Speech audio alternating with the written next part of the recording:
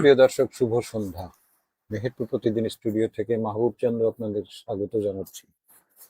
সংবাদ বিশ্লেষণ অনুষ্ঠানে আজকে উপস্থিত হয়েছেন স্টুডিওতে। আমার ডান পাশে বসে আছেন মেহেরপুরের সিনিয়র সাংবাদিক রফিকুল আলম। সর্বডানে বসা আছেন খান মাহমুদ আল রাফি। এশিয়া পোস্টে সাংবাদিকতা করছেন, আরো কয়েকটি গণমাধ্যমে সাংবাদিকতার অভিজ্ঞতা নিয়ে মেহেরপুরে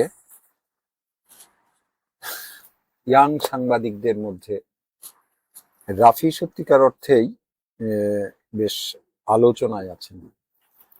মেহেরপুরের কিছু সংবাদ নিয়ে মূলত এই দুই সাংবাদিকের সাথে কথা বলবো, এবং সংবাদ বিশ্লেষণ অনুষ্ঠানে সাধারণত আমরা সংবাদের গভীরে বা সংবাদের পিছনের কিছু তথ্য উপাত্ত নিয়ে কথা বলার চেষ্টা করি।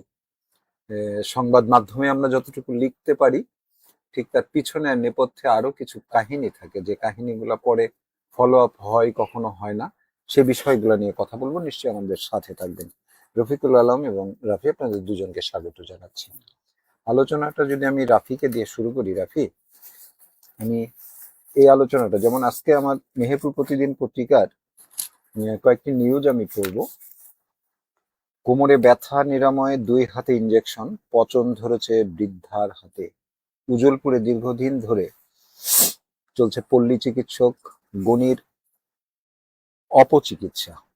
মুজিবনগরে অনলাইন ক্যাসিনো এজেন্ট গ্রেপ্তার, জুয়ার সরঞ্জাম উদ্ধার। মেহেরপুরে ডিবির অভিযান, মাদক ও জুয়ারি সহ 4 জন গ্রেপ্তার, 3টি মোবাইল উদ্ধার। মহেশপুরে নেশার টাকা না পেয়ে মাকে গলা কেটে হত্যা, ঘাতক ছেলে আটক। দর্শনায় মাদক বিরোধী অভিযানে ব্যবসায়ী ও সেবনকারী সহ 4 জন গ্রেপ্তার। মেহেরপুরের রাজনগরে মাদক বিরোধী সচেতনতা সভা। ঝিনাইদহে নবগঙ্গা ফিটনেস একাডেমির বৃক্ষরোপণ কর্মসূচি। ভারতে যাচ্ছেন প্রধানমন্ত্রী তারেক রহমান। আলমডাঙ্গায় 280 পিস ইয়াবা সহ মাদক বিক্রেতা। ইয়াবা বা মাদকের রমরমা ব্যবসা মেহেরপুরে পূর্বের মতো এখনো চলমান। বিএনপি জামাত নেতাকর্মীদের উত্তেজনা। কয়েকদিন আগের একটি ঘটনা, পাল্টাপাল্টি অভিযোগ। মেহেরপুর হাসপাতালে আকস্মিক পরিদর্শনে এমপি। শীর্ষ অনলাইন ক্যাসিনো সম্রাট লিপুর বাগানবাড়িতে ডিবির অভিযান। সাবেক মন্ত্রী ফরহাদের স্ত্রী মোনালিসা আরেক মামলায় গ্রেপ্তার। গাংনী সীমান্তে প্রায় 10 লাখ টাকার ভারতীয় মালামাল উদ্ধার। আলমডাঙ্গায় পুলিশের সাথে পৃথক অভিযানে 6 জন গ্রেপ্তার। অনিয়ম করে শুধু পর্দা কেনা হয়েছে 20 লাখ টাকার। মেহেরপুর জেনারেল হাসপাতালে অনুসন্ধান। আমরা এই মেহেরপুর জেনারেল হসপিটাল নিয়ে একটা আলাপ করার ইচ্ছা আছে। বিকট শব্দে কেঁপে উঠল কয়েকদিন আগের ঘটনা। গাংনীর 17টি অ্যান্টি ট্যাঙ্ক ও 73টি অ্যান্টি পার্সন মাইন নিষ্ক্রিয় করলো বোমা ডিসপোজাল টিম। মেহেরপুরে অনলাইন জুয়া নিয়ন্ত্রণ করতে পারলে অন্যান্য জেলাও রক্ষা পাবে। সাংবাদিকদের সঙ্গে মতবিনিময় সভায় ডিআইজি মোহাম্মদ মুস্তাফিজুর রহমান। আমাদের কয়েকটি নিউজ নিয়ে আসলে কতটা আলাপ করতে পারবো জানি না, আমি একটা একটা করে নিউজের ইয়েতে শুরু করি। রাফি, আপনার সাথে যদি কথা বলি, আমাদের এই যে আজকের যে নিউজটা, কোমরে ব্যথা নিয়ে নিরাময় 2 হাতে ইঞ্জেকশন, পচন ধরেছে বৃদ্ধার, উজলপুরের ঘটনা। এর পিছনের কাহিনীটা কি আসলে, এর পিছনে বা বর্তমানে এটা নিয়ে স্বাস্থ্য কর্তৃপক্ষ যারা আছেন তাদের এ ব্যাপারে কতটুকু তারা দায়িত্ব পালন করবেন বলে আপনি মনে করছেন? এই নিউজটা করার সময় আমার সাথে মেহেরপুরের সিভিল সার্জনের কথা হয়েছে। আচ্ছা, উনি সাপ্তাহিক ছুটির কারণে বাড়িতে গেছেন। উনি সেদিন আমাকে বলছে যে ভুক্তভোগী পরিবার থেকে যদি অভিযোগ দেয় অথবা যদি এই বিষয়ে সংবাদ প্রকাশ হয়, তাহলে উনি ব্যবস্থা গ্রহণ করবে। এবং যতটুকু জানি সম্ভবত রবিবারে ওনার ওখানে যাবে, এবং হয়তো তার এই অপচিকিৎসা যে আরো কিছু অভিযোগ পেলে তার এই প্র্যাকটিসের জায়গাটা সিলগালাও করে দিতে পারে। এখন মূল কথা ওইটা না, মূল কথা হলো গ্রাম্য চিকিৎসকও আমাদের দরকার। কারণ চিকিৎসক সংকটে গ্রামের মানুষ সাধারণ, কিন্তু তারা তাদের যেইটুকু সীমাবদ্ধতা সেইটুকুর ভেতরে থাকছে না। এই নারীর ক্ষেত্রে যেমন ঘটছে, উনি 70 বছর বয়স্ক, তার মাজায় ব্যথা, ওনার 2 হাতে 2টা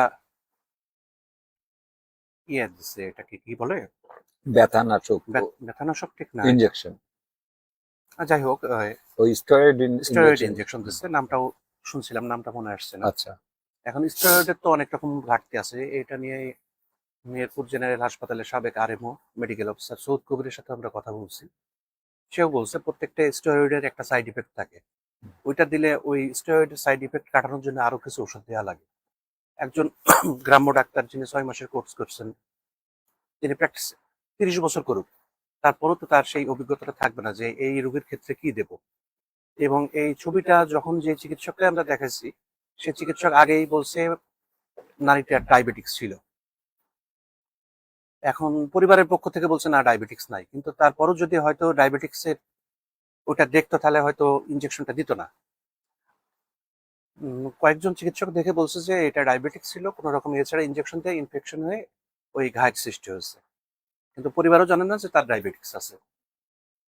এটা একটা। আর আমরা যখন ওখানে যাই, প্রথমে সাংবাদিক পরিচয় দিই নাই, ওই রোগী পরিচয়ে আমরা কয়েকজন সাংবাদিক গেছি, আমরা বসেছিলাম, গোপন ক্যামেরায় ধারণ করছিলাম। একজন ব্যক্তি আসলো, তার কথা শুনলো, শোনার পরেই হাতে একটা ইনজেকশন দিয়ে দিল, মানে প্রেশার মাপলো, প্রেশার মেপে আর কোনো কিছু না, আগে ইনজেকশন, তারপরে ওনার কথা যে মুখে খাওয়া কোনো বড়ি দেবো, উনি বললো দেন, এবার একটা ওষুধ দিয়ে দিল।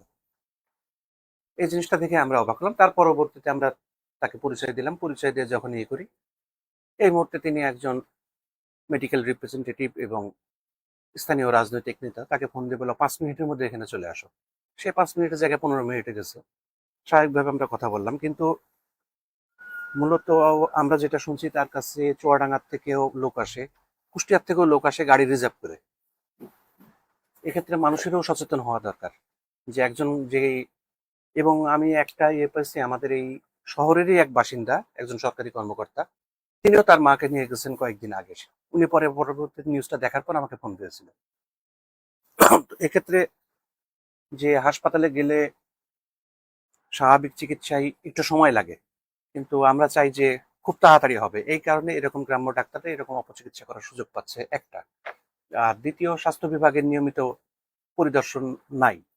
আমার মনে হয় স্বাস্থ্য বিভাগ থেকে বলতে পারবে না যে মেহেরপুরে মোট গ্রাম্য চিকিৎসক কোর্স করা কয়জন চিকিৎসক প্র্যাকটিসে আছেন। তাই এগুলো স্বাস্থ্য বিভাগের থেকে তদারকি বাড়ানো দরকার বলে মনে করি। চিকিৎসকের সাথে তো কথা বললেন, উনি এই যে ওনার ইখতিয়ারে নেয় যে ওষুধ জি। ইয়ে করা, রোগীকে রিচার্জ করা, তারপরে উনি এটা করলেন, তার বক্তব্যটা কি এটা? তাহলে তো উনি কন্টিনিউ করেন, আপনাদের সামনেও ইনজেকশন হ্যাঁ, করেছেন। এবং গ্রামে যখন কথা বলছি, তারা বলছে যে যে আসে আগে ইনজেকশন দিয়ে দেয়, তারপরে ওষুধ দিয়ে দেয়, দিয়ে তাকে বলে যে 15 দিন পর যদি সুস্থ বোধ করে তাহলে আসবে। যারা সুস্থ বোধ করে তারা আসে, আর যারা আর সুস্থ হয় না তারা হয়তো একবার আসে বা আসে না, অন্য জায়গায় চলে যায়। আর আরেকটা জিনিস আমাদের সচেতন হওয়া দরকার যে মেডিকেল রিপ্রেজেন্টেটিভদের কারণে আমার মনে হয় এরকম হয়, তাদের একটা বিক্রির চাপ থাকে। তারা বিভিন্ন সেলস বাড়ানোর জন্য গ্রাম্য ডাক্তারদের হয়তো বলে এই ইনজেকশন দিলে এই হবে, এবং স্টেরয়েড জাতীয় এবং অ্যান্টিবায়োটিক আমার মনে হয় যে স্বাস্থ্য বিভাগের এবং ড্রাগ সুপার যারা আছে তাদের প্রতি মাসে জেলাতে কি পরিমাণ ব্যবহার হচ্ছে এই এই তালিকাটাও তাদের চাওয়া উচিত, যে তাহলে ওষুধের যে অপব্যবহার এটা এখন আমার বা মেহেরপুরে কোন কোন ধরনের রোগের প্রকোপ বাড়ছে, কোন ধরনের রোগী বেশি বা কি ধরনের ওষুধ বেশি চলছে, এই যদি একটা তালিকা থাকে তাহলে এই জেলার মানুষের ভেতরে কোন ধরনের রোগ আছে এটাও আমার মনে হয় স্বাস্থ্য বিভাগ তখন যাচাই বাছাই করে একটা সিদ্ধান্তে পৌঁছতে পারবে যে এই এলাকার মানুষ এই ধরনের রোগে বেশি আক্রান্ত হয়, এলাকা ভিত্তিক রোগের। আমি একটু রফিকুল আলম ভাইয়ের কাছে আসি। ইয়েতে বিকট শব্দে কেঁপে ওঠে পুরো এলাকা, 73টি অ্যান্টি-পারসন মাইন নিষ্ক্রিয় করলো বোমা ডিসপোজাল টিম। আসলে এই বোমা নিয়ে নানান কাহিনী এই ইয়েতে। আজকে আপনি নিশ্চয়ই অবগত আছেন, 3টা জায়গায় বোমা সদৃশ্য জিনিস দেখে পরে দেখা যাচ্ছে সেটা আসলে ডিভাইস একটা। সেখানে বঙ্গবন্ধুর মনে হয় ভাষণ বেজেছে 2-1 বার, কেউ কেউ শুনেছে, কিন্তু মানুষ আতঙ্কিত হয়েছে। কিভাবে ব্যাখ্যা করবেন এই জিনিসটা? মাইন্ড বিস্ফোরণের কথাটা মানে বললে আমাদের সেই 71 সালের কথাই মনে পড়ে আর কি। যে মাইন্ড, আমার একটা ঘটনাই মনে পড়ে গেল আর কি।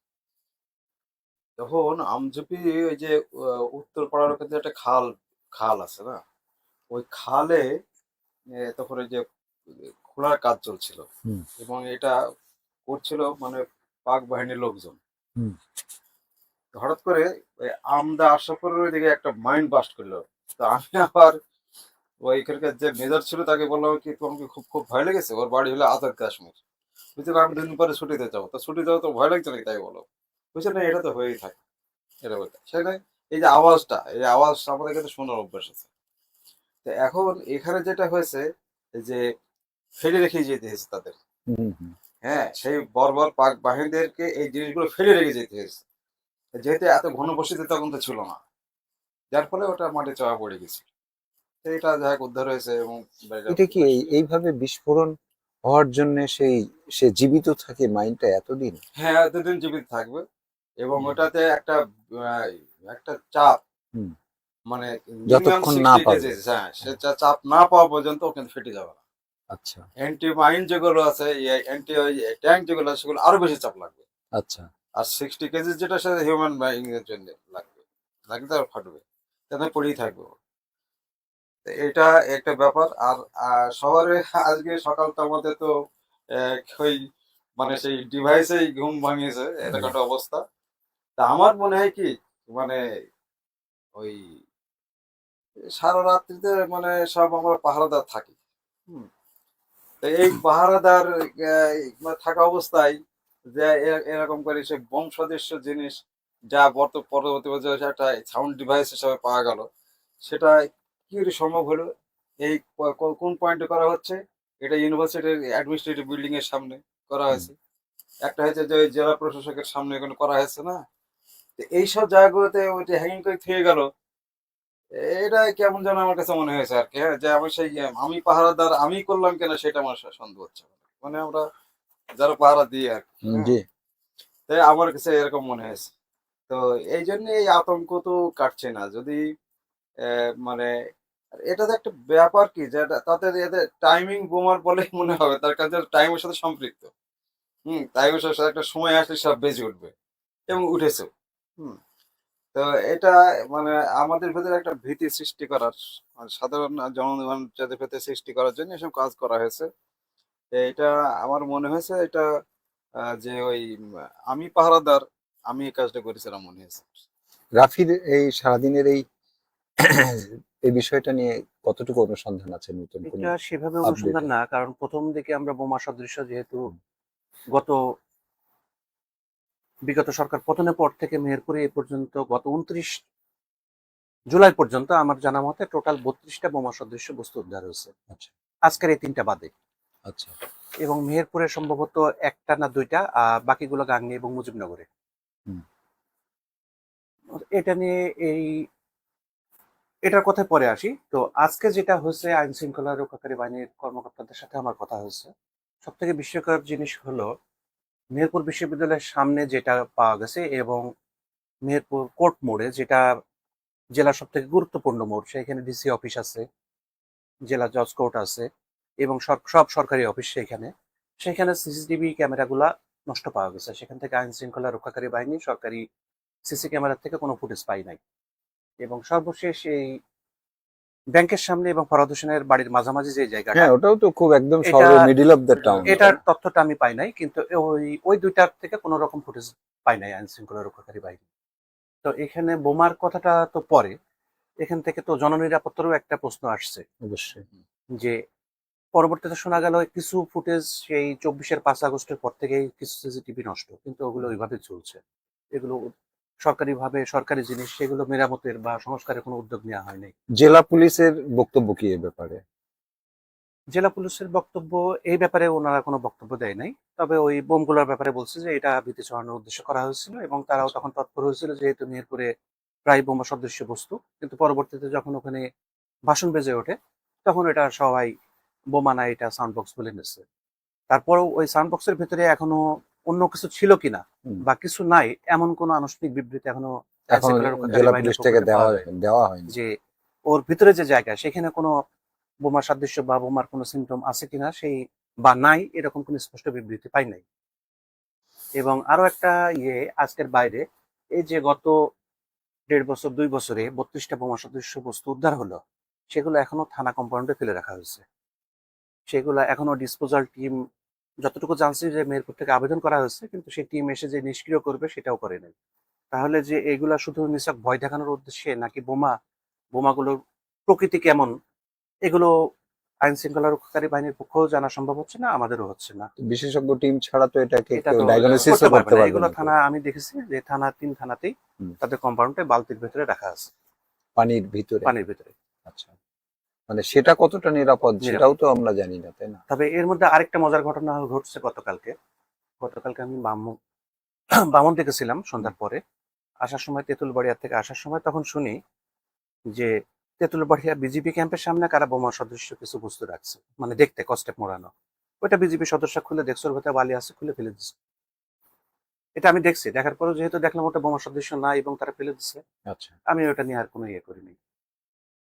তা আমাদের যে আরো আমি মনে করি যে বোমা সদৃশ্য বস্তু যেগুলা উদ্ধার করছে পুলিশ, এগুলো ডিসপোজাল করে এগুলো প্রকৃত না ভয় দেখানোর উদ্দেশ্যে সেটাও বের করা দরকার। এবং যদি প্রকৃত হয় তাহলে তাদের বিস্ফোরণ ক্ষমতা কেমন সেটাও Right. একটা বের করা এটা তো জরুরি। তাদেরকে একটা স্টেটমেন্ট দেওয়া উচিত, তার কারণ তারা তো বলে যে এটা অলরেডি ডিফিউজড। এটা ডিফিউজ করলে, তো ডিফিউজ করার পরে তো কিসের জন্য করলে, তাই না? সেটা কি আসলে বোমা ছিল না কি ছিল, এটা তো বলতে বা হবে। ডিফিউজ হলে তার তাদের বলতে হ্যাঁ, হবে। তার যে ধ্বংস ক্ষমতা না, সেটা সেটা তো কেমন, তাদের, হ্যাঁ অবশ্যই এটা তো জানা সেই দরকার। বিশেষজ্ঞ টিম তো সেটাকে অবশ্যই ব্যাখ্যা দিবে, তাই ব্যাখ্যা না? দেবে। আর এই ব্যাখ্যাটা যতক্ষণ না পর্যন্ত না পাচ্ছে জনগণ, জি। ততক্ষণ তাদের ভিতরে তো সেই আতঙ্কটা থেকে হ্যাঁ, থেকেই আর যেহেতু এই এলাকাটা একসময় চরমপন্থী এলাকা ছিল, হ্যাঁ, এখন যতই আমরা বলি তাদের উদ্ভব নাই, কিন্তু তারপরেও আমাদের মেহেরপুর জেলায় অনেক দুর্গম এলাকা আছে যেখানে পৌঁছানো খুবই দুষ্কর। সেগুলোতে যে উত্থান ঘটবে না এরকম বা ঘটছে না, এটাও তো আমরা নিশ্চিত হয়ে বলতে পারবো না। রাইট। ইয়েতে কয়েকদিন আগে যে 11 তারিখে ডিআইজি সাহেব আসছিল, তো ডিআইজি সাহেব, আপনি কি ওখানে ছিলেন? হ্যাঁ, ছিল। আচ্ছা, তো একটু এই বিষয়ে যদি কথা বলি, আমি যদিও ঢাকাতে ছিলাম, আমি ওখানে উপস্থিত থাকতে পারিনি। তো আপনি মেহেরপুরের আইন শৃঙ্খলা পরিস্থিতি যেভাবে দেখছেন, এই পরিস্থিতিটাকে ডিআইজি সাহেব কিভাবে অ্যাড্রেস করলেন, বা তিনি কি আসলে স্যাটিসফাইড কিনা জেলার আইন শৃঙ্খলা পরিস্থিতি নিয়ে? আপনার কাছে কি এরকম মনে হচ্ছে বা তার সাথে কথা বলে? এখন ওখানে যে মানে আলোচনার যে সব বিষয়বস্তু, হ্যাঁ, হুম। তাদের এইসব মানে ওই আসে, এই ক্যাসিনো আসে, আর ওই দু একটা সাধারণ ঘটনা যেগুলো, এগুলো ওই টিজিং এইসব কথাবার্তা সবাই বলে। এখন মানে উনি যেটা বলছেন ও ক্যাসিনো সম্বন্ধে বলছিলেন, যদি এখান থেকে এটাকে নির্মূল করে দেওয়া যায় তাহলে দেখা যায় যে অন্যান্য জেলাগুলো বেঁচে যায়, এগুলো তো থাকবে না। হ্যাঁ, উনি এটা তো এটা বলছেন, মেহেরপুরে অনলাইন জুয়া নিয়ন্ত্রণ করতে পারলে অন্যান্য হ্যাঁ। জেলা রক্ষা পাবে, ওনার আর একটা। আইন শৃঙ্খলা বিষয়ে যেটা হচ্ছে, আইন শৃঙ্খলা মানে সঠিক রাখার জন্য তার পুলিশ কাজ করে যাবে, সবসময় করবে। হ্যাঁ, তাছাড়া আমার দ্বারও আপনাদের কাছে খোলা আছে, কোনো অভিযোগ থাকলে আপনারা আমাকেই বলবেন। এরকম একটা কথা, মানে খুব একটা যে ফ্রুটফুল কিছু এরকম আমার কাছে মনে হয়নি। এটা একটা দায় সারা গোছের কাজ, হঠাৎ করে আসা, হঠাৎ করে যাওয়া, এবং সময়ও খুব কম। আচ্ছা, তো এই সময় কম দিলে হবে না। এখন আমাকে আপনি ডাকছেন 9টায়, করলে পরে বললেন 9:30, তারপরে আসছেন 10:30টায়। হ্যাঁ, তাহলে ওদিকে তো ওনার তো আরো প্রোগ্রাম আছে, ওনার তো আরো প্রোগ্রাম ছিল না, টাইট প্রোগ্রাম নিয়ে আসছে। তো সেই প্রোগ্রাম নিয়ে এখানে কথা বলতে বলা যায় না। তো আইন শৃঙ্খলা পরিস্থিতি নিয়ে ওনার কাছে একটা জবাবদিহিতা করা দরকার ছিল। আমার কাছে যেটা মনে হচ্ছে যে আমি যদি উপস্থিত থাকতাম তাহলে হয়তো আমি ওনাকে প্রশ্ন করতাম যে আপনার জেলা পুলিশ এবং গোয়েন্দা বিভাগের কাছ থেকে আপনি যতটুকু তথ্য পেয়েছেন, সেই তথ্য অনুযায়ী জেলা কতটা আইন শৃঙ্খলা পরিস্থিতি স্বাভাবিক আছে, কত পার্সেন্ট আপনি মনে করেন?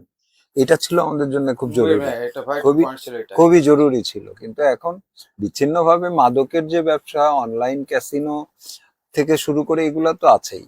আমাদের রাফি তো আসলে ক্যাসিনোর যে নিউজ গুলা করছে, মেহবুব প্রতিদিনও একটা লম্বা সময় ধরে প্রায় 60-65টা এই ক্যাসিনোর নিউজ করেছে, তাই না? কিন্তু এতে করে আমরা কি দেখলাম? এতে করে দেখছি যে আসলে সেই মেহেরপুর রাজধানী হিসাবে এখনো আছে ক্যাসিনোর, ঠিক আছে? এখন ডিআইজি সাহেব যখন বলছেন যে মেহেরপুরে অনলাইন জুয়াটা যদি আসলে নিয়ন্ত্রণ করা যায়, তাহলে অন্যান্য জেলাকে নিয়ন্ত্রণ করা, তাহলে এ ব্যাপারে তো পদক্ষেপ লাগবে।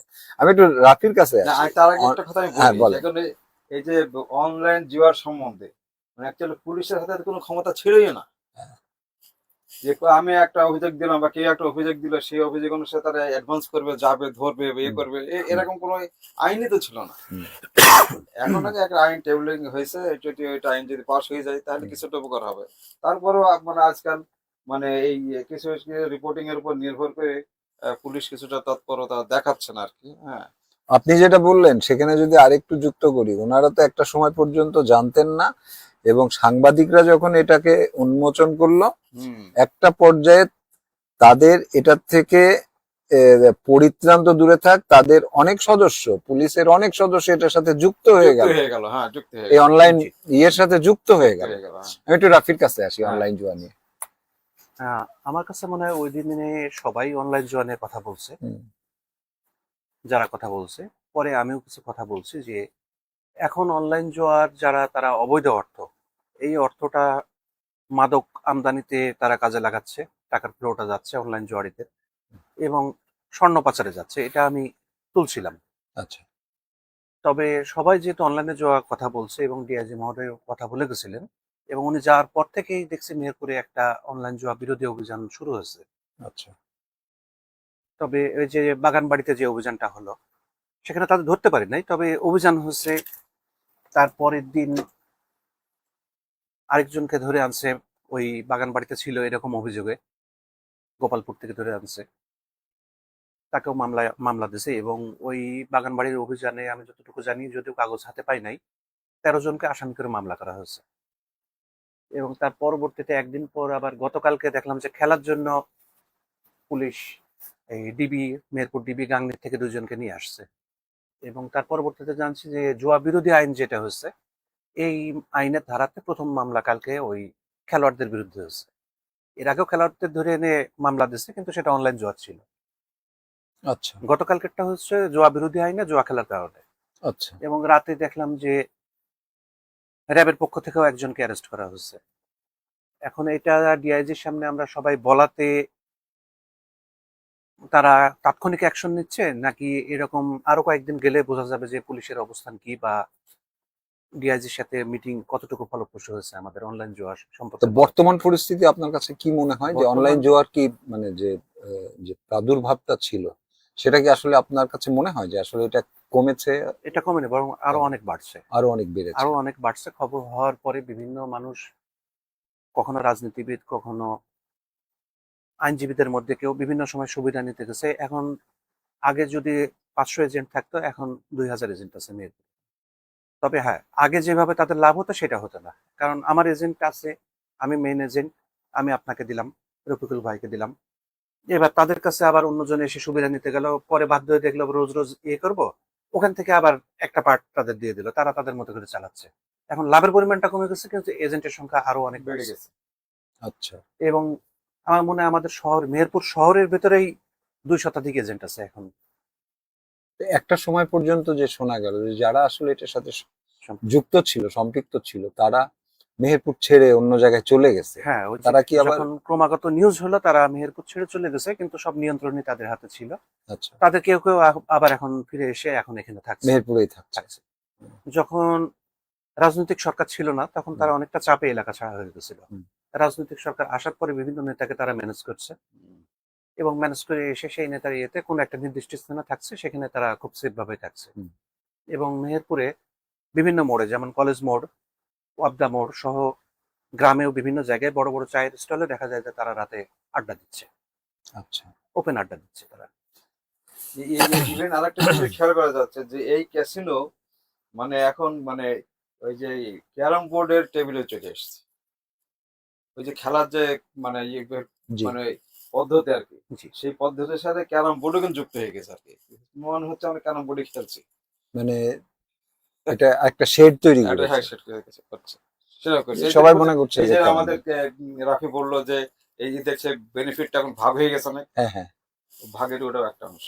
আচ্ছা, এরকম ভাবে কৌশল পরিবর্তন। তারা ক্যারাম বোর্ড খেলছে, কিন্তু ওর আড়ালে চলছে। আমি আর একটা গুরুত্বপূর্ণ সাবজেক্টে কথা বলতেই চাই। মেহেরপুর হসপিটাল আপনি জানেন যে রফিকুল আলম, যে নতুন বিল্ডিং এটা 2বার উদ্বোধন হয়েছে। 2বার।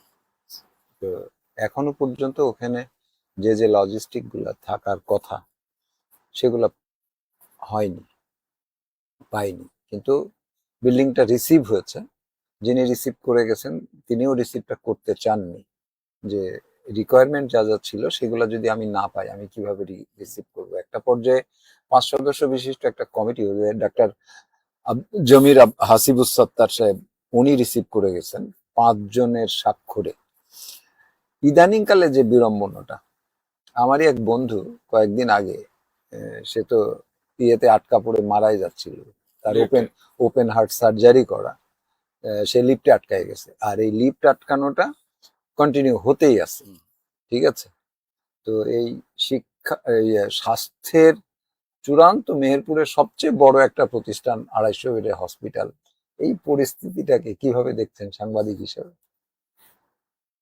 আমি সাংবাদিক হিসাবে দেখি যে মানে হসপিটাল ইটসেলফ এরিং, হ্যাঁ সে নিজেই অসুস্থ। হ্যাঁ, রাইট।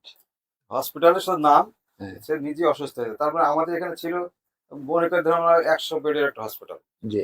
তা সেখানে তার সেই 100 বেডের হসপিটালেরই কিন্তু লোকজন ঠিক মতো নাই, এবং সেই সুইপার পর্যন্ত নাই, ডাক্তার তো দূরের কথা। তো তার থেকে আপনি কাগজ কলমে নিয়ে গেলেন 250 বেডের হসপিটাল। তা আশা করি হসপিটাল যদি চলতে হয়, এটা একটা মডার্ন ইকুইপ হসপিটাল হইতে হবে, জি।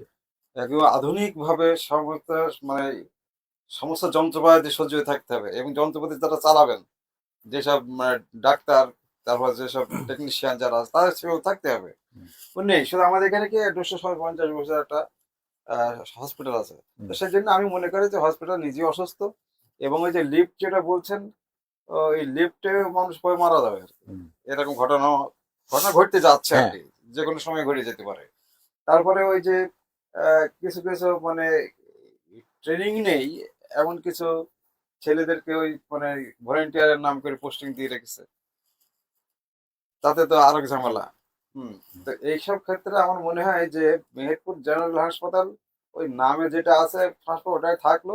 আর 250 শয্য 2বার পাস করা হয়েছে, 2বার খোলা হয়েছে, উদ্বোধন করা হয়েছে। এখন এই উদ্বোধন পেয়েছে কারণটা এরকম যে এটা রাজনৈতিক কারণ আর কি, আমার কাছে মনে হয়। তার মতো আবার কিছু কিছু ব্যক্তিগত কারণ থাকতে পারে, যেমন যে আমি আমি নেতা, আমি উদ্বোধন করে যাব, যে আমার নাম ফলকটা এখানে থাকবে। তারপর আবার আরেকজন আসে, সে ওটা আমি একটু করি, হ্যাঁ এই নাম ফলকটা আমার থাকবে। এই নাম ফলকের বিল্ডিং ওটা, এমনি কোনো মানে ট্রিটমেন্টের বিল্ডিং না। হবে কি করে 100 শয্য বিশিষ্ট হসপিটালের ডাক্তার নেই, তারপরে 250 শয্য কে দিয়ে চালাবেন? যার ফলে আমার কাছে মনে হয়েছে যে হাসপাতালের নামেই, এবং সে নিজেই খুব অসুস্থ এখন। বিশেষজ্ঞ ডাক্তার তো আসলে থাকেই না, না, যাদেরই থাকে পোস্টিং না, হয় হ্যাঁ, তারা হ্যাঁ। চলে যায়। তারা না থাকার পেছনে যে কারণ হচ্ছে যে এখানে মানে ইয়ে হয়, ওই যে ক্লিনিক কম আছে, রোগীর সংখ্যা কম আছে।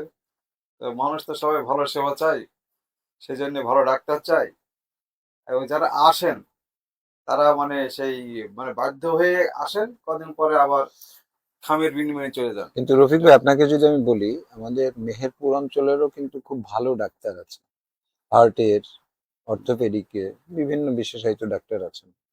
তিনারা মেহেরপুরে পোস্টিং নেন না, কিন্তু মেহেরপুরে তাদের পেশেন্টের মার্কেট ভালো, তারা বিভিন্ন জায়গায় প্র্যাকটিস করেন। কিভাবে দেখেন এটাকে? এটাকে যদি এই জেলার ছেলে তারা, হ্যাঁ, এই জেলারই ছেলে, এই জেলারই জেলার ছেলে। ছেলে। ওই সেই যে সময় এবার দ্বিতীয়বার যখন এখানে উদ্বোধন করলো না, সেই সময় বললো যে এখানে এই ডাক্তার তৈরি হয়েছে, এগুলো আমরা এখানে পোস্টিং দেন। তো সেরকম পোস্টিং ঠিক আছে, ওরা করে দেবে, এরকম একটা কথা বললো, করেছে হয়তো বা।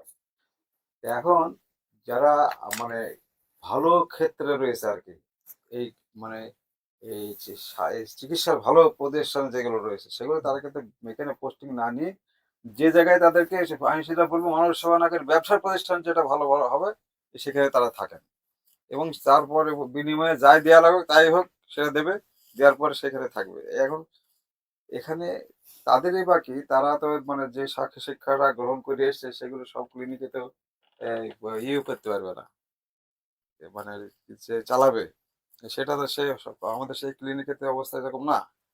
এই জন্য তারা আসতে চান না, ওনারা আসতে চান না, এবং সেক্ষেত্রে তাদেরকে আমরা যদি বলি যে না ওদের দেশপ্রেমের অভাব আছে এরকম কথা বলি এটা নয় হবে। কারণ তারা তো সেবা দিতে চায় কিন্তু সেবা নেওয়ার যে জায়গাটা সেই জায়গাটা নেই। সেই জন্য আমি বলবো যে যদি এখানে যারা ক্লিনিক ব্যবসা করেন ব্যবসা, তো তারা মানে ক্লিনিক যাকে বলা হয়, যেসব ক্রাইটেরিয়াতে ক্লিনিক বলা হয় সেই ক্রাইটেরিয়াতে ক্লিনিক করুক। ওনারা আমার মনে হয় ওনারা আসবেন, কেউ না কেউ তো আসবেনই। তাহলে মানে রোগী তো আর এখান থেকে রাজশাহী যাবে না। এটা 250 শয্যা বর্ষা হসপিটাল, তাহলে এখান থেকে অনেক ইয়ে থাকতে হয়, ওই যে কনসালটেন্ট, তারপরে সে কি স্পেশালিস্ট অনেক কিছু থাকতে হবে। তারা যদি থাকে তাহলে তো আর এই রাজশাহী ঢাকা বা অন্য কোনো জায়গাতে যাবে না, তাই না? আবার এখন যেটা হয়েছে কি দেখা যায় মনে করেন যে স্যাকমো আপনার এখানে ডিউটি করছে, হ্যাঁ ইমার্জেন্সি আছে না, তাহলে এখন হচ্ছে আপনার মনে করেন যে আপনাকে মুজিবনগর হসপিটাল থেকে অথবা গান্ধী হসপিটাল থেকে রেফার করলো একজন এমবিবিএস ডাক্তার কমপক্ষে, এখানে আর এখানে স্যাকমো সেটা দেখছে। তো এটা যে একটা মানে ইয়ে না, মগারি না, তাই না? আমি বলছি আমি হাসপাতালে নিজেই একটা অসুস্থ। রাইট।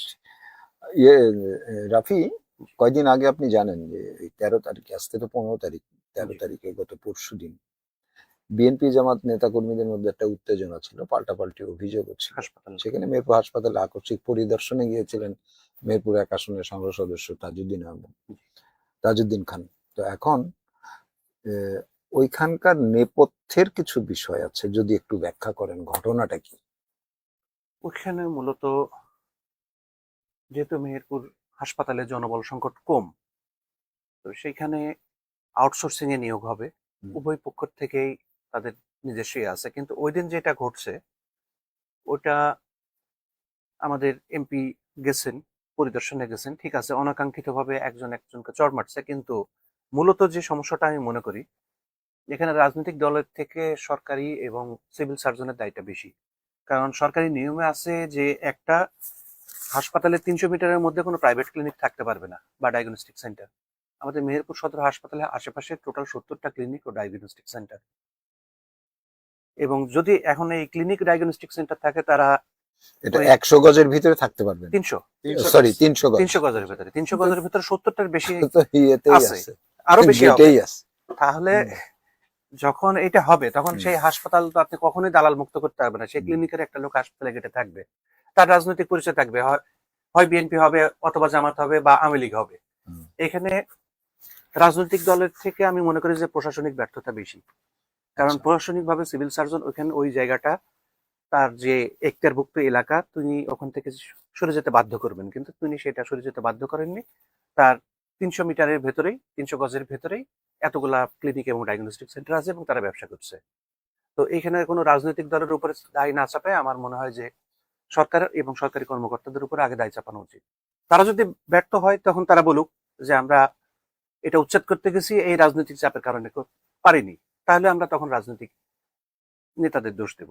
কিন্তু যখন করবে না তখন আমরা মনে করবো তিনি হয়তো কোনো সুবিধা পাচ্ছেন, হয় আর্থিক সুবিধা বা অন্য কোনো সুবিধা, যে কারণে তিনি পদক্ষেপ নিচ্ছেন না। এটাই স্বাভাবিক, প্রথম ভাবার কথা এটাই। সিভিল সার্জন অফিস থেকে তো একটা ওনার তো নিজস্ব কোনো এখতিয়ার নেই, কিন্তু উনি লিখলে ম্যাজিস্ট্রেট কোর্ট দিয়ে, ম্যাজিস্ট্রেট দিয়ে, জেলা ম্যাজিস্ট্রেটের কাছে যদি উনি লেখে তখন সেটা উচ্ছেদ করা সম্ভব হবে, অথবা তাদেরকে অন্যত্র সরে অন্য জায়গায় ব্যবসা পরিচালনা করতে বলবে।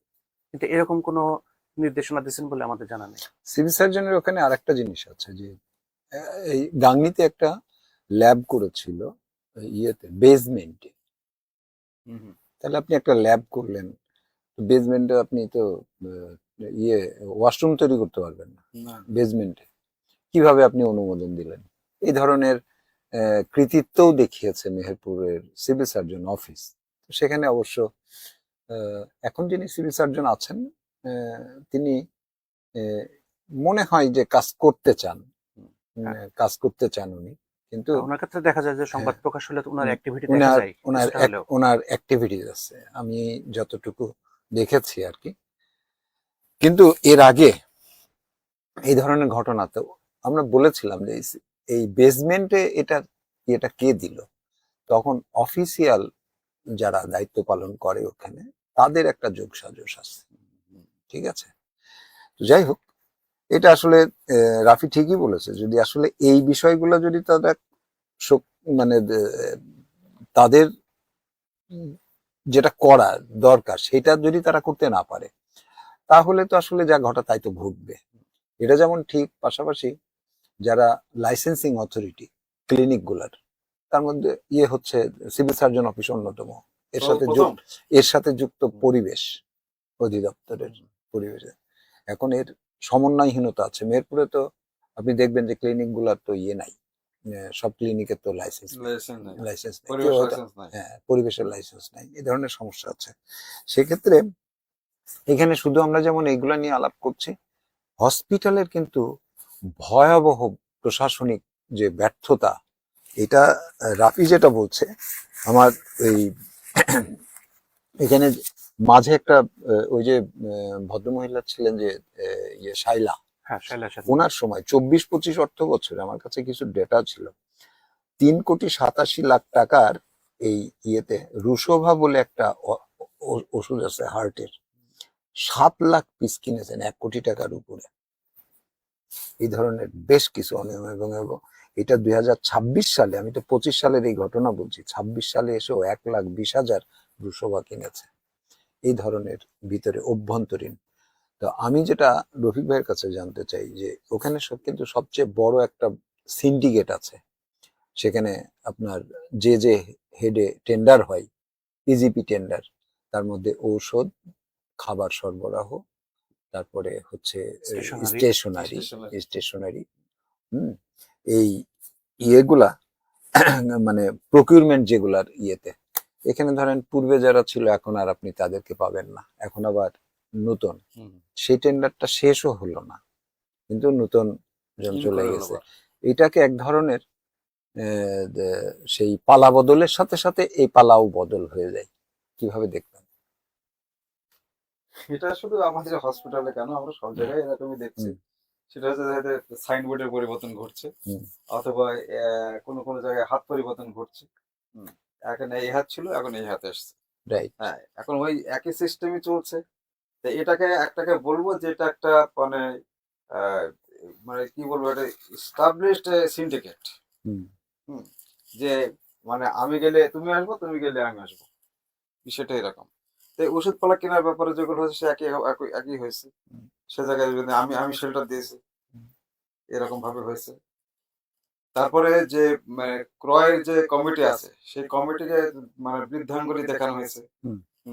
মানে স্বয়ং থাম তারা এই কাজগুলো করেছে আর কি। হ্যাঁ, ক্রয় কমিটিকে বৃদ্ধাঙ্গুলি শুধু দেখানো না, এই যে মেহেরপুর প্রতিদিনে একটা নিউজ হলো 20 লক্ষ টাকার পর্দা কিনেছে। হ্যাঁ, হ্যাঁ, দেখলাম 20 লক্ষ টাকার পর্দা উনি কি করলেন, ওখান থেকে স্টেশনারি গুডস থেকে ওটা যে ওইটার যে ঠিকাদারের মাধ্যমে নেয় নাই, সে ঠিকাদারের মাধ্যমে এগুলা ক্রয় করতে বাধ্য, যে পরিপত্র। ঠিকাদার বলছে আমাকে 9 লক্ষ টাকার 35 লক্ষ টাকার টেন্ডার, সে মাল সরবরাহ করেছে 9 লক্ষ টাকার, বাকি 26 লক্ষ টাকার হদিস নাই। এবার যখন সুপারকে জিজ্ঞাসা করা হচ্ছে বা হেড ক্লার্ককে জিজ্ঞাসা করা হচ্ছে, কয় যে এই খাতে স্যার 20 লক্ষ টাকার করেছে, পর্দা কিনেছে।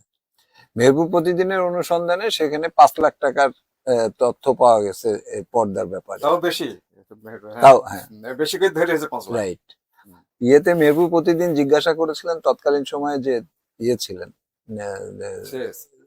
না, তত্ত্বাবধায়ক ছিলেন, সুপার ছিলেন, তিনাকে জিজ্ঞাসা করা হয়েছে আপনি কি একটা হেডের টাকা আর একটা হেডে নিতে পারেন, কয় যে পারে। এবার পারে বলতে এখন সেটা দিয়েই নিউজ করা। আমি যেটা বলতে চাচ্ছি, এই অবস্থাটা যদি আসলে এটা চলতেই থাকে, তাহলে সিন্ডিকেট পরিবর্তন হয়েছে, আমরা নতুন আসলে বন্দোবস্ত যেটা, সেটা কি হলো? হসপিটাল এত বড় একটা ভাইটাল জায়গা, তাই না বলো? মানুষের জীবন নিয়ে খেলা।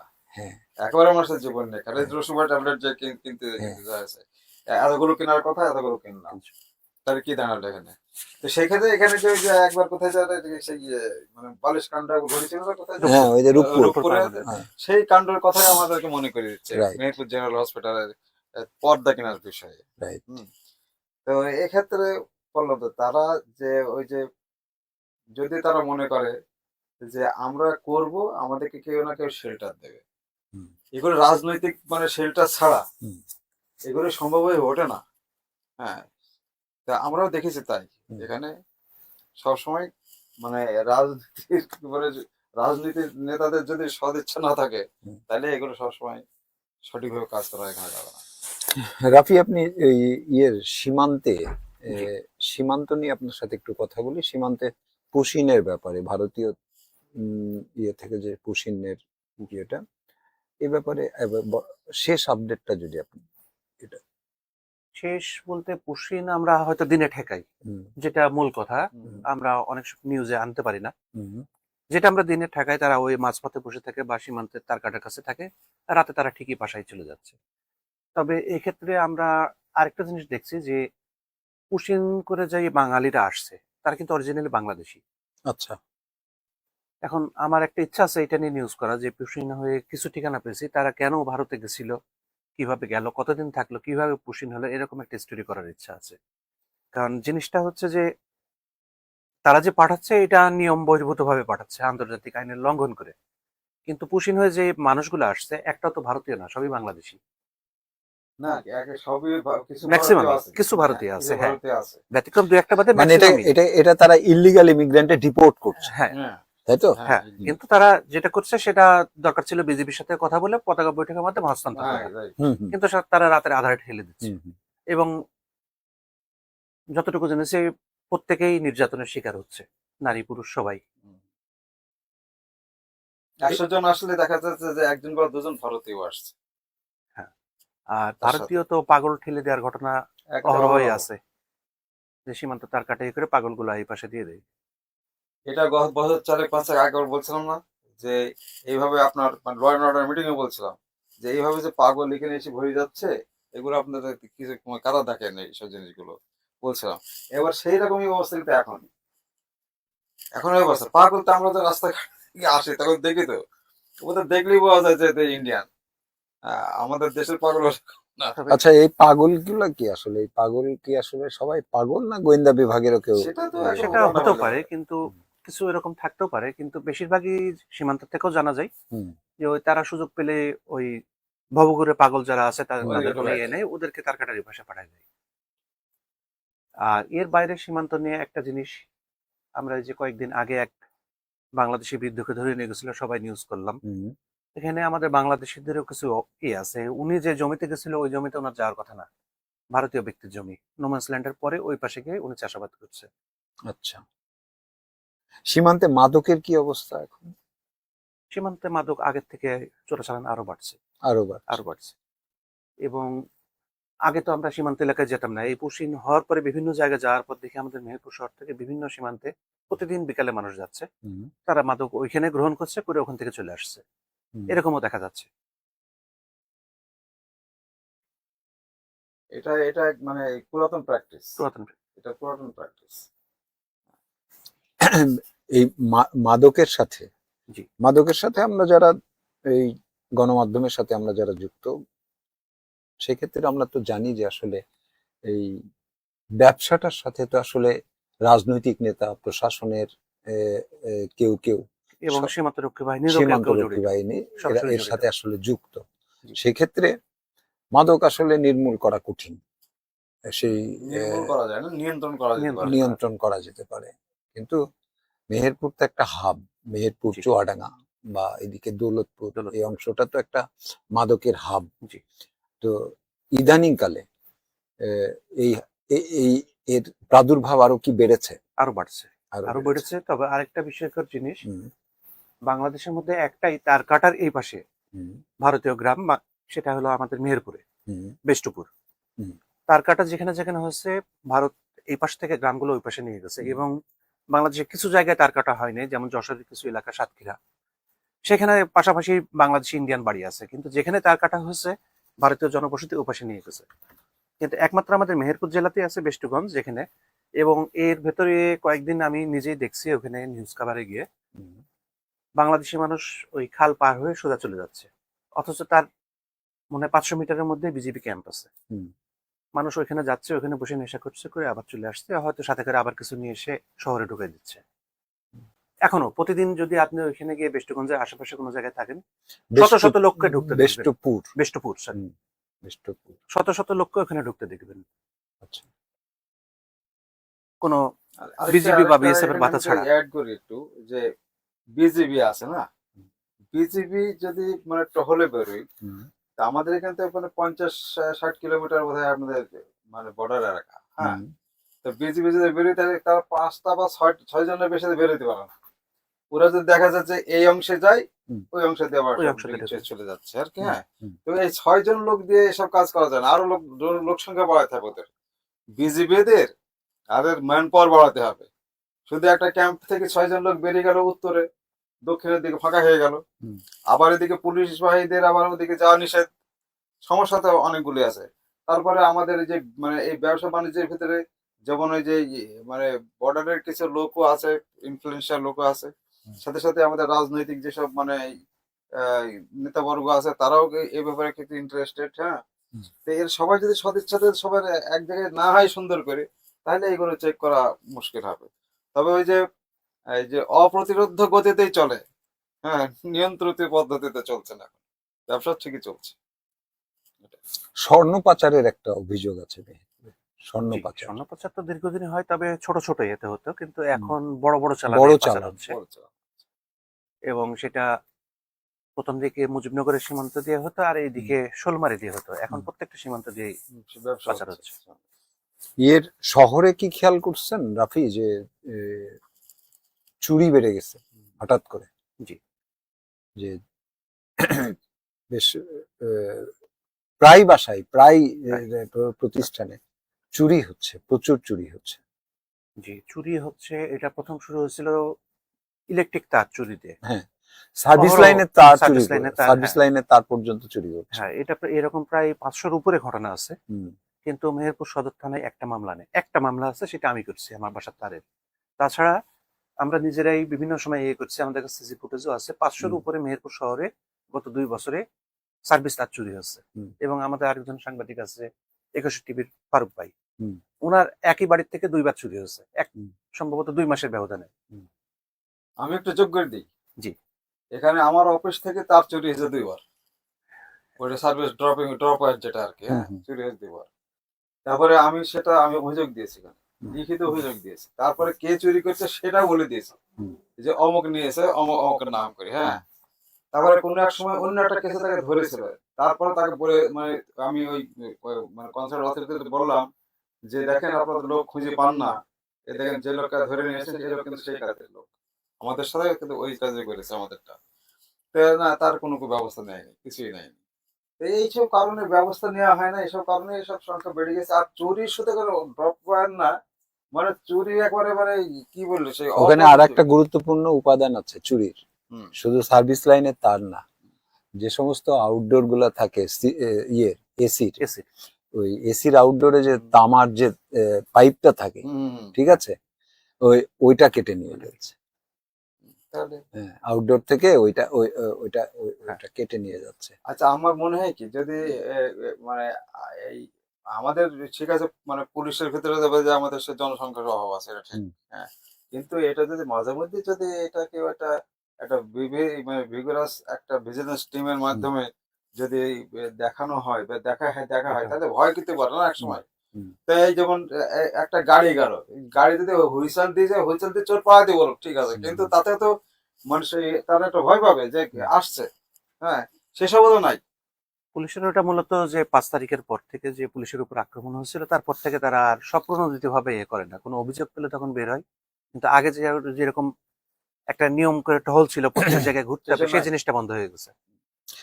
আমরা একদম অনুষ্ঠানের শেষ প্রান্তে চলে আসছি। রাফি, একটু বলবেন যে বর্তমান পরিস্থিতিতে নতুন গভর্নমেন্ট আসার পরে সাংবাদিকরা কতটুকু খোলা হাতে লিখতে পারছে অথবা সেলফ সেন্সরশিপ আছে, এ ব্যাপারে আপনার আহ, ধারণাটা যদি বলেন। আমার মনে হয় লিখতে ছিল লেখা সম্ভব, কারণ আচ্ছা, আমি লিখছি, আমার কোনো বাধা আসে নাই।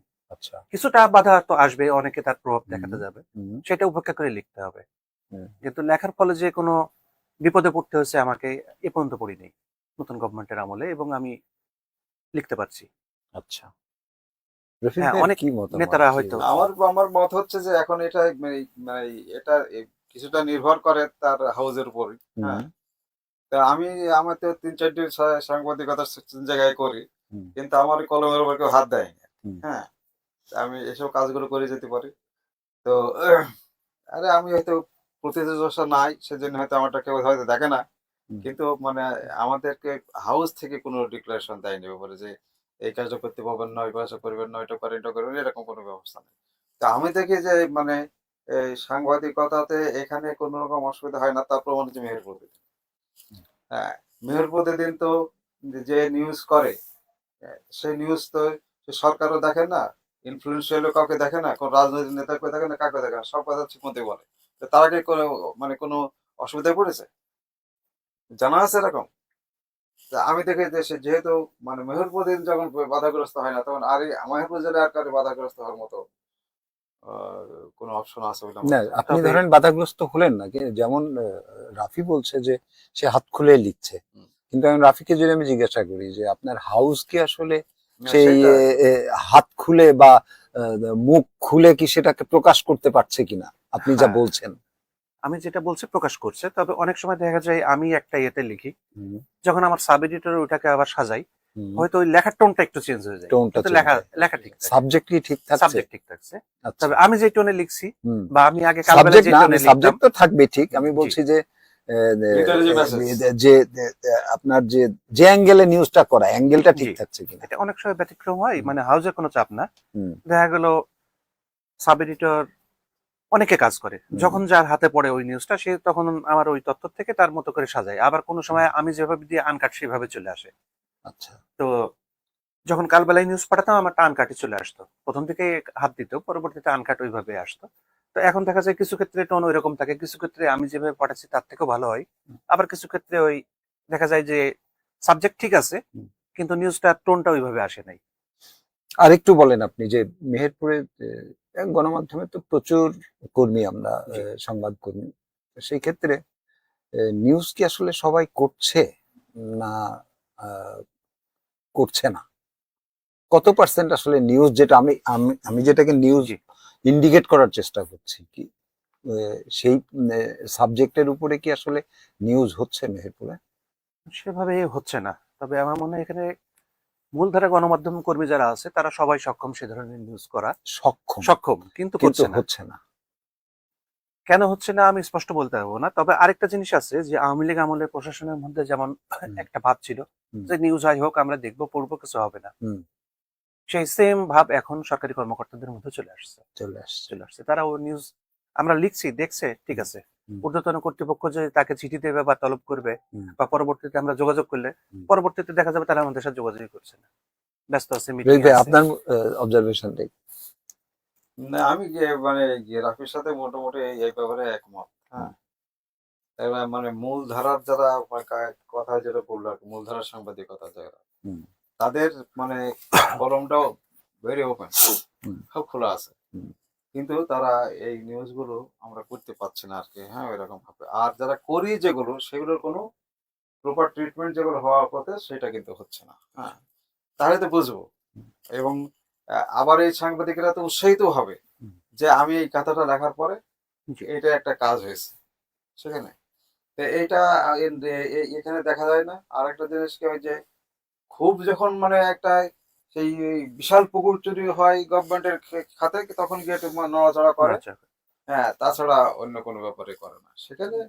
মানে সরকারের মানে তথ্য ডিপার্টমেন্ট যদি এগুলো দেখে, তাহলে এটা মানে অর্থাৎ সরকারি পর্যায়ে সেটা হয়, তাহলে সম্ভব কিছুটা হওয়া, কিন্তু সেটা হয় না। এবং আমাদের সাংবাদিকতা এখন এমন একটা ইতে দাঁড়িয়ে গেছে যে মানে সো মেনি সাংবাদিক স্যার, এখন কত যে সাংবাদিক আমাদের না, হুম, মানে একটা ফোন থাকলে সাংবাদিকতা, তো সেটাই। ওই নিয়ে সব ব্যস্ত। একবার আমি একবার বলেছিলাম, আমি সরি বলতে বলতে যাচ্ছি আর কি, সেটা হলো যে মানে একজন জেলা প্রশাসক বলছিলাম যে আচ্ছা, আপনারা যে আপনাদেরকে নিজস্ব মান সম্মান কিছু আছে? হুম, হুম? যে আপনার সামনে যে একটা মেয়ে এরকম একটা ধরলো, মোবাইল ফোন ধরলো, হ্যাঁ, আপনি সেটা নিয়ে মানে কথা বলা শুরু করে দিলেন, আর মূল ধারা যেসব সাংবাদিক আছে তাদের সাথে খবর নেই। আমাকে বলছে ভাই আপনার সংবাদ তো কালকে পাওয়া যাবে, আর এটা নগদ পাই। তাহলে আমরা যে তার কি আছে, লাইসেন্স আছে? এই যে আপনি নগদ পাচ্ছেন, তার কি লাইসেন্স আছে? তাকে মানে অনিবন্ধিত একটা অনিবন্ধিত একটা পোর্টাল। পোর্টালও না, পোর্টালও না, ফেসবুক পোর্টাল পেজ। পোর্টাল হতে গেলে তার হ্যাঁ, ন্যূনতম এই যে ওয়েবসাইট থাকা আপনি লাগবে। বলছেন আপনি খুব মানে খুশি হয়ে যাচ্ছেন, হ্যাঁ, এগুলো আপনার আমার যে এটাতে আপনাদের লজ্জা হওয়া উচিত, অবশ্যই। এই কথা বলছিলাম।